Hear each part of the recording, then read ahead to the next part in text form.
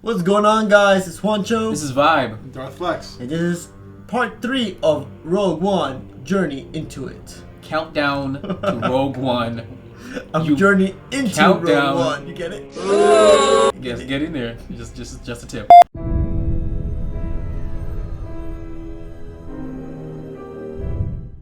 Today we're talking about Rogue One Catalyst, the prequel novel to the movie that's coming out.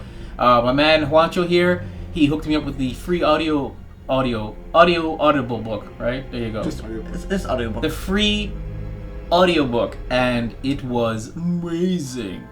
Let's break it down. Let's just keep it nice and simple. We see Jen's father. Typical scientist father. Yeah. Well, not even working for a family because he still loves his family. Yeah. But busy man. But he's But he lied. dedicated. No, wait, we're getting ahead of ourselves. He is a very passionate scientist when it comes to Christology, and crystals. I think it's Christology. That's what they call it. So, but what kind of crystals though? Kyber crystals. Kyber crystals. Okay, they actually name drop synthetic crystals because when he first started doing his research, it was during the height of the Jedi, and the Jedi had the kibosh on it, so nobody could really play with those things. So he actually wanted to do it synthetically. He believed that the crystals held the key to sustainable energy for all developing worlds, and it was gonna be fantastic for the Republic. So the book begins, around the Clone Wars era. Dude is on a planet, he's doing research, and that they flip it. They turn separatists and they capture him and his wife, who's carrying baby Jin inside of her.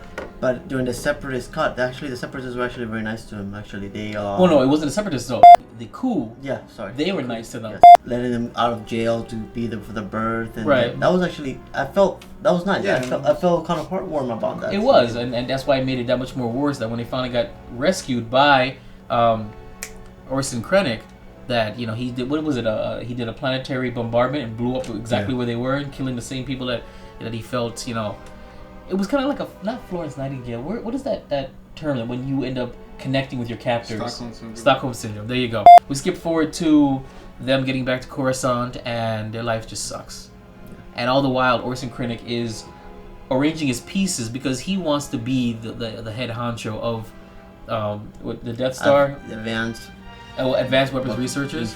He's messing with what's his name? Galen, because that guy has the power, but he's an idealist, so he's not going to jump on board. He's actually a good talker because he was able to actually talk to the Geonosians. Well, that's a great thing that you bring that up because, during the second battle of Geonosis, Pago the Lesser was captured by Anakin Skywalker and kept and interrogated in prison by the Republic. So while it was still the Republic, Krennic actually, I would say, released or freed him, or broke him free, and convinced him to help him build the Death Star. So he was already trying to do. Because the Geonosians actually are the ones who were actually help the Republic build the Death Star. Well, that's what we found out. We did find out. Krennic.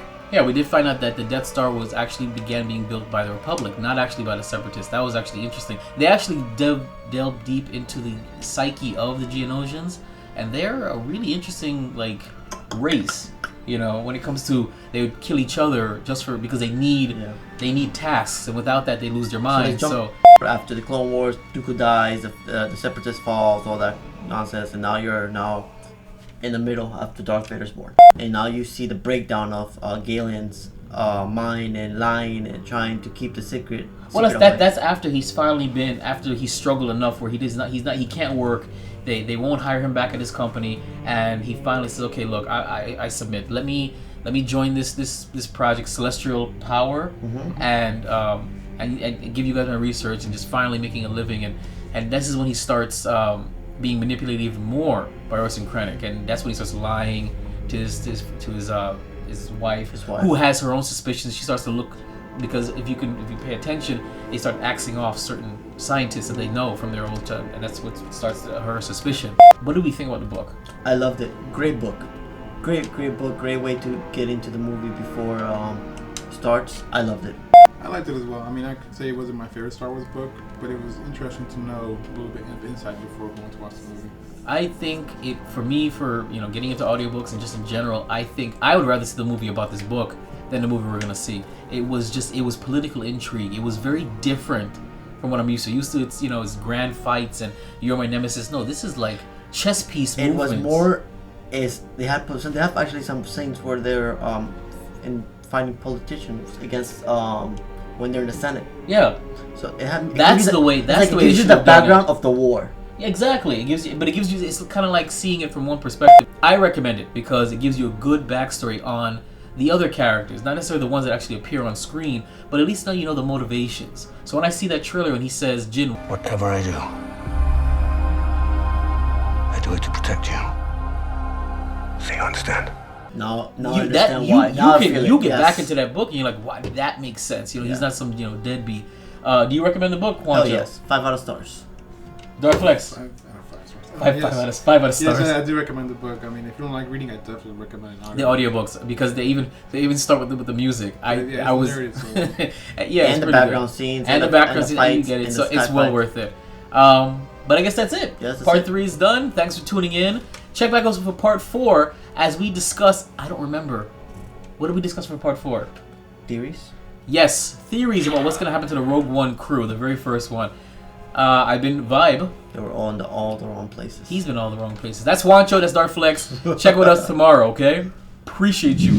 Geek Bros Countdown of the Journey to Rogue One. A 4-part special continues all week. It's akin to like Signs. Signs is about, aliens coming down, but you only see it through one family, and you get it that way. This is the reign of the Geek Girls has begun. Geek Girls, a Girl Revelation Studios original series. The end. She's putting it on the speaker. Oh my god. Is nigh.